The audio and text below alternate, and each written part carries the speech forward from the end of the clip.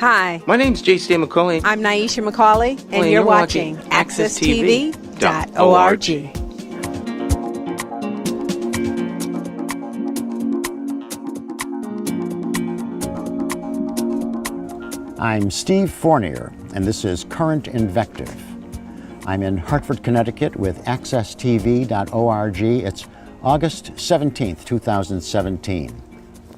Vandals for Social Justice. I seem to be part of a small minority of peace and justice advocates who don't want to remove offensive monuments.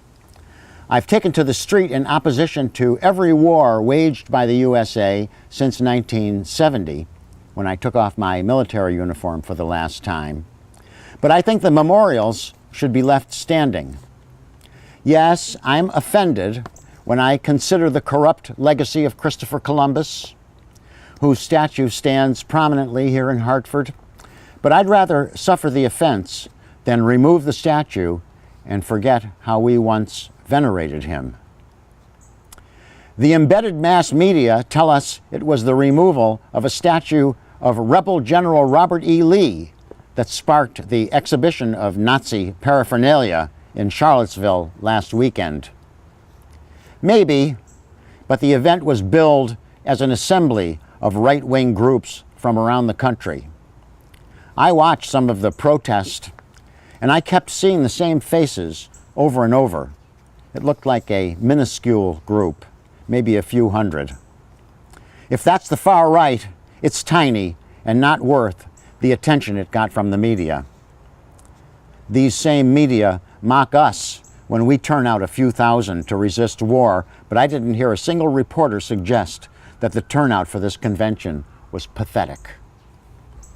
I'm embarrassed to be on the same side as the Nazis on the question of Lee's statue.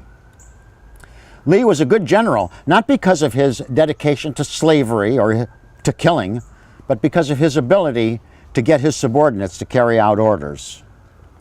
There haven't been very many good generals because you don't rise in the military without kissing a lot of butt.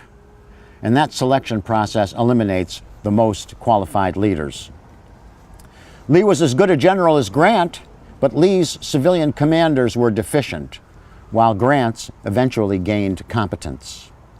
Plus, Lee's sponsors openly espoused a brutal, altogether American ethic that still infects us. His image reminds me of all that.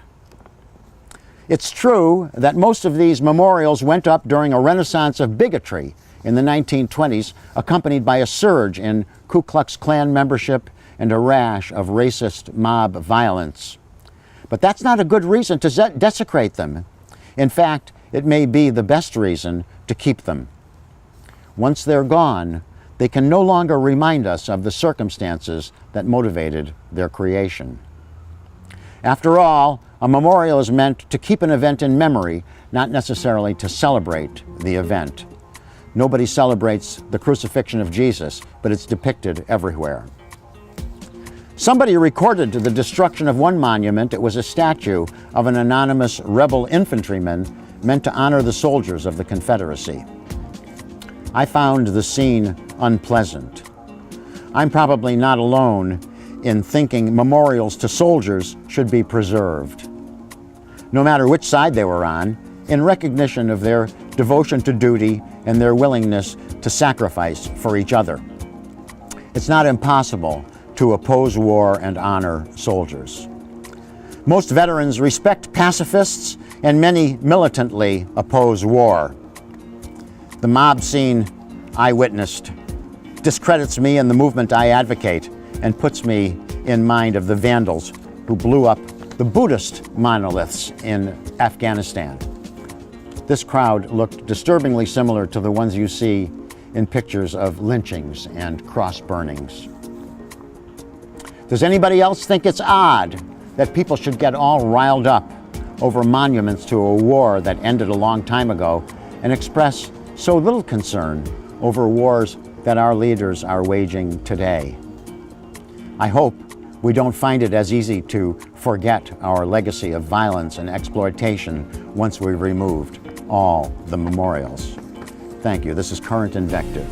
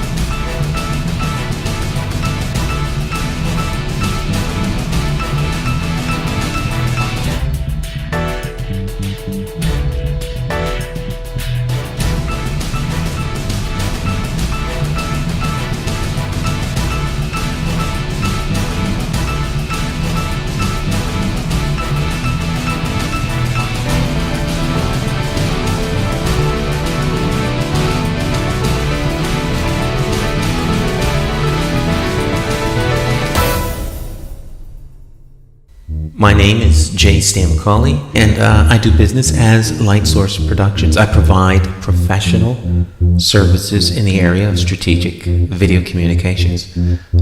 First, what we do is we help you craft your message using what I call the rule of the 5 W's: who, what, when, where, and why. We do event documentation, content acquisition, full-scale productions, editing, and of course distribution through our social media television network. And with social media, video is more important now than it has ever been. Whether you're talking big business, small business, nonprofit, church, or just an individual. Let's say you're planning an event, a wedding, whatever the case may be. But let's say a big event, but no video. You spent all this time, all these hours to put this event on, and maybe 100, 200 people attend the event. But more important than that is that thousands could attend by watching it on social media. But of course, you don't think about this until after the event is over. You can't afford not to capture it for social media. And despite what people think, I am affordable. Give me a call. Let's plan your next video project and share it with the world on my social media television network. I promise you that you will have the attention of one person, me.